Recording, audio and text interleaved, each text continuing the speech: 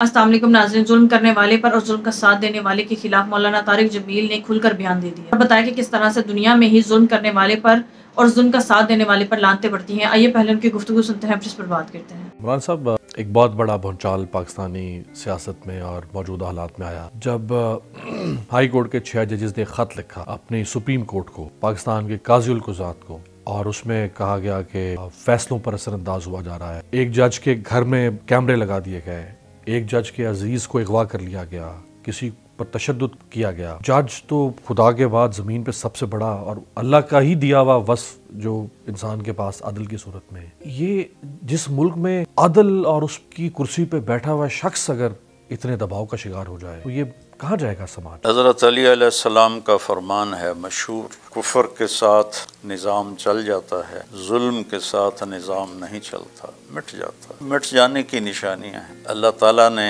2 गुनाहों की सज़ा दुनिया ही में रखी है, यहाँ से शुरू होकर आगे तक आखिरत में भी।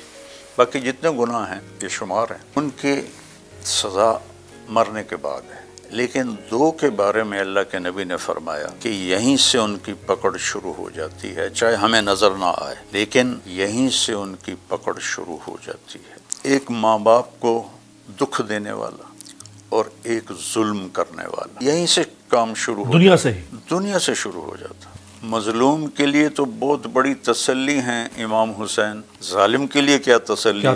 फिरौन, यजीद इब्ने ज़ियाद, वो देखे तो सही को अपना हशर किन के साथ करवा रहे हैं, जो जुल्म करेंगे, जो जुल्म कर रहे हैं। आप देखें ना उनका हशर किन के साथ हो।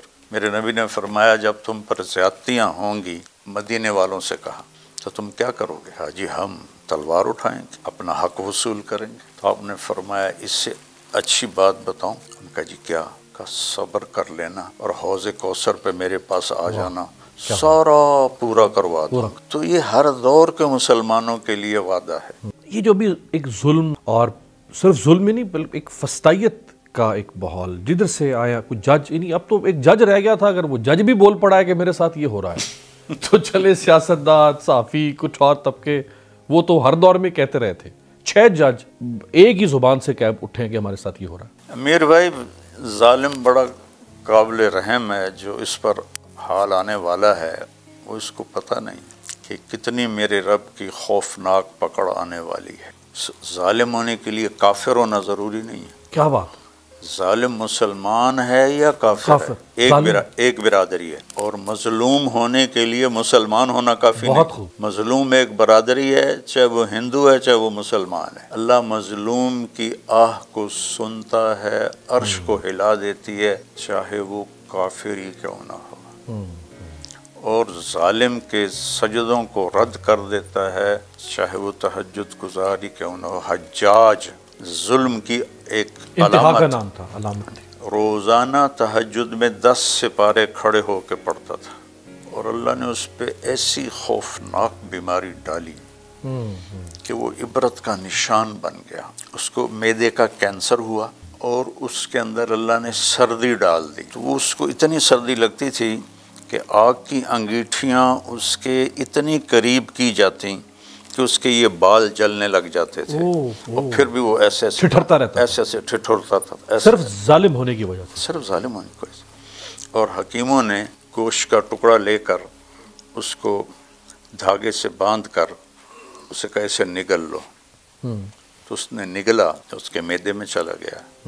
थोड़ी देर के बाद उन्होंने आहिस्ता आहिस्ता आहिस्ता आहिस्ता उसे बाहर निकाला, तो पूरे गोश्त का टुकड़ा कीड़ों से भरा हुआ था, जिसमें कीड़े पड़ गए। ऐसी इबरत की मौत हो। तो वो जो 10 सिपारों की रात भर शब भर तिलावत थी, वो सब अल्लाह ने कबूल नहीं की, सिर्फ जुल्म की वजह से। जुल्म की वजह से। आपने उमर बिन अब्दुल अजीज़ को 5वां खलीफा राशिद कहा जाता है, जो बनो उमैया में अब्दुल मलिक के भतीजे थे, अब्दुल अजीज़ के बेटे थे। अब्दुल मलिक अब्दुल अजीज़ दोनों भाई थे। तो वो फरमाते हैं कि मैंने ख्वाब देखा कि अब्दुल मलिक और हज्जाज, उनकी आंतें बाहर निकली हुई हैं और वो आंतों के गिर्द ऐसे चक्कर लगा रहे हैं जहन्नुम की आग में, जैसे गधा चक्की के गिर्द चक्कर लगाता है। और वजह क्या बनी थी? दोनों का जुल्म।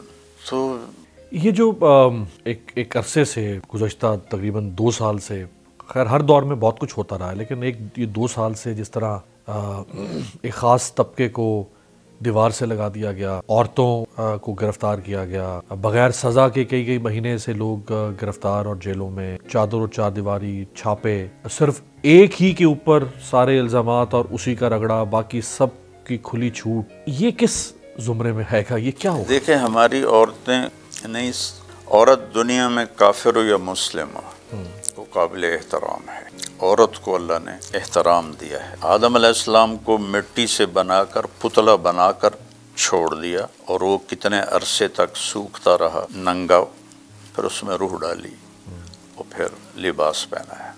لیکن جب حوا کو پیدا کیا تو ان کا پتلا ساتھ نہیں بنایا، حالانکہ دونوں ڈال دیتے. فرشتوں کو تو نہ عورت سے غرض ہے نہ مرد سے غرض، لیکن ان کا ننگا پتلا بھی نہیں بنایا.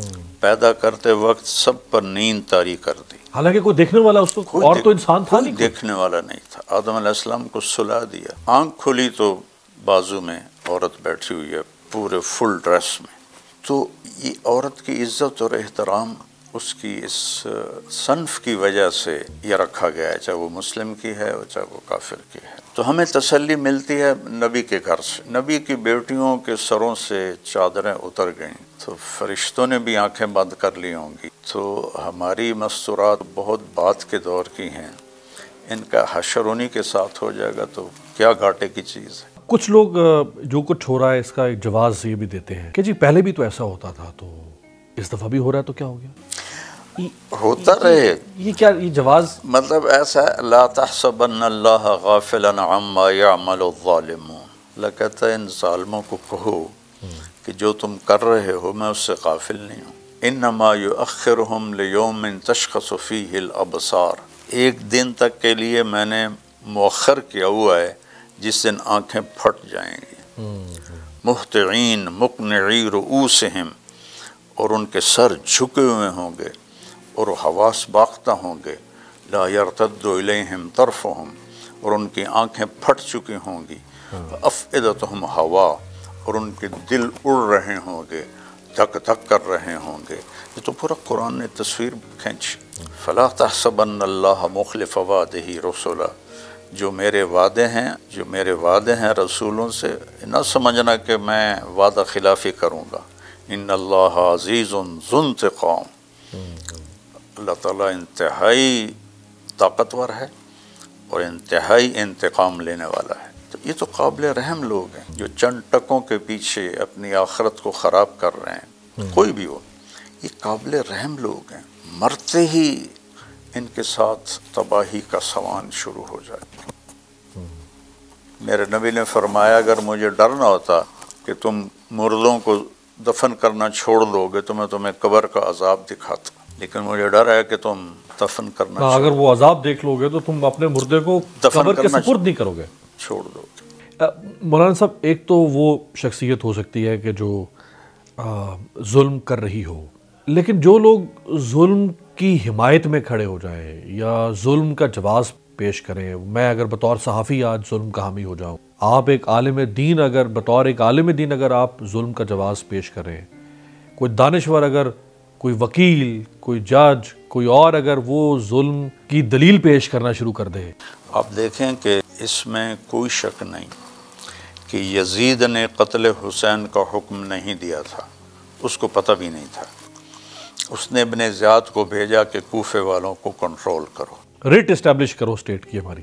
یہ نہیں کہا تھا کہ ان کو قتل کر لو، لیکن وہ ان کے قتل پہ راضی ہوا. اس نے ابن زیاد کو سزا نہیں دی، اس نے شمر کو سزا نہیں دی، تو وہ شامل تو نہیں ہے، لیکن اس حمایت میں آج تک لعنت پڑ رہی ہے اور قیامت کے دن بھی پڑے گی وہ لعنت. تو جو حمایت کرتا ہے وہ بھی برابر کا شریک ہوتا. ناظرین، مولانا طارق جمیل نے بتایا کہ 2 طرح کے لوگ ایسے ہیں جنہیں دنیا میں ہی سزا دے دی جاتی ہے. پہلے وہ جو ماں باپ کی نافرمانی کرتے ہیں، دوسرے وہ جو ظلم کرتے ہیں یعنی ظالم. नाज़रीन, जुल्म की बहुत सारी इकसाम है। वो लोग जो जुल्म को डायरेक्ट सपोर्ट नहीं करते बल्कि जालिम का साथ देते हैं, उन्हें भी दुनिया में ही सजा मिल जाती है क्योंकि वो भी जालिमों में शुमार होते हैं। इसी तरह मौलाना तारिक जमील ने बहुत सारी मिसालें देकर बड़े बेहतरीन तरीके से ये बात समझाई। नाज़रीन, अगर आज के दौर के हिसाब से देखा जाए तो आज भी जुल्म करने वाले अवाम पर बेतहाशा जुल्म कर रहे हैं। ये जाली मैंडेट पर आई हुकूमत और इनके सहूलतकार अवाम को टॉर्चर करते हैं, उन पर जुल्म करते हैं, तशद्दुद करते हैं, लोगों को गायब कर दिया जाता है, लोगों की माओ, बेटियों और बहनों पर तशद्दुद किया जाता है, उनकी इज्जतों को पामाल किया जाता है, उन्हें गैर कानूनी तौर पर जेलों में फेंका जाता है और चादर चारदीवारी के तकद्दुस को पामाल किया जाता है। नाज़रीन, जो लोग डायरेक्ट जुल्म करते हैं उन्हें तो जालिम ही कहा जाएगा, लेकिन वो लोग जो उनको डिफेंड करते हैं या उनकी सहूलतकारी करते हैं वो भी जालिमों में शुमार होते हैं और उन्हें दुनिया में ही इबरतनाक सजा मिल जाती है। नाज़रीन, अगर आज हम जुडिशरी में देखें जिस तरह से चीफ जस्टिस ऑफ पाकिस्तान को 6 जजेस ने खत लिखा और चीफ जस्टिस काजी फाइज ईसा ने खुद भी अपनी आंखों से देखा क्योंकि वो भी तो पाकिस्तान में ही रहते हैं, जिस तरह से इलेक्शन से पहले और इलेक्शन के बाद अवाम पर जुल्म सितम किया गया। इलेक्शन से पहले हालात थे जिस तरह से अवाम पर जुल्म सितम किया गया, माओ, बेटियों और बहनों की इज्जतों को पामाल किया गया, जिस पर जस्टिस काजी फाइज ईसा के सर पर जूं तक नहीं रेंगी और उन्होंने वक्त के काजी होने के बावजूद जाली मैंडेट पर आई हुकूमत और जालिम हुकूमत का साथ देते हुए इंसाफ के तकाज़ों को पूरा नहीं किया। यही वजह है कि आज अवाम चीफ जस्टिस काजी फाइज ईसा पर एतमाद नहीं करती क्योंकि अवाम जानती है कि ये जाली मैंडेट पर आई हुकूमत और इनके सहूलतकारों की पूरी तरह से पुष्टपनाही कर रहे हैं, इन्हीं को डिफेंड करते हैं और इनके खिलाफ कोई भी कानूनी कार्रवाई नहीं होने देते। के पैदा होने की वजह से अवाम अब जस्टिस काजी फाइज ईसा को सपोर्ट नहीं करती और ना ही उस पर मुकम्मल तौर पर एतमाद कर सकती है। यही वजह है कि अवाम इस बात का इंतजार कर रही है कि चीफ जस्टिस काजी फाइज ईसा 1 महीना पूरा होने के बाद अपने मनसब से उतर जाएं और उनकी जगह के ऐसा चीफ जस्टिस ऑफ पाकिस्तान आए जो अवाम का ख्याल करे, जो कानून और आइन के तमाम तकाज़ों को पूरा करते हुए इंसाफ बहाल करे। जब तक चीफ जस्टिस काजी फाइज ईसा इस अहदे पर फाइज रहेंगे तब तक अवाम इस बात की उम्मीद नहीं कर सकती कि अवाम को इंसाफ मिल सकता है या फिर इन अवाम के बुनियादी हकूक का ख्याल रखा जाएगा। नाज़रीन, यही वजह है कि हमने देखा कि जो बेकरी के एक मुलाजिम ने जस्टिस काजी फाइज ईसा के लिए जुबान इस्तेमाल की, ऐसी जुबान इस्तेमाल नहीं करनी चाहिए थी, लेकिन हम सब जानते हैं कि अवाम के दिल में इस वक्त चीफ जस्टिस काजी फाइज ईसा के लिए गमो गुस्सा भरा पड़ा है। अब अवाम खुलकर अपने गमो गुस्से का इजहार कर रही है क्योंकि अवाम का मैंडेट तो पहले ही चोरी किया जा चुका है। अवाम के पास अब एक ही हल बचा है कि जहाँ पर उन्हें जुल्म करने वाले या जुल्म का साथ देने वाले नजर आए उनसे वो उनकी जुबान में उन्हें बताएं कि उन्होंने अवाम के साथ क्या हाल किया है। नाज़रीन, आपकी इस बारे में क्या राय है कमेंट में बताइएगा। अगली वीडियो में मिलते हैं, तब तक के लिए।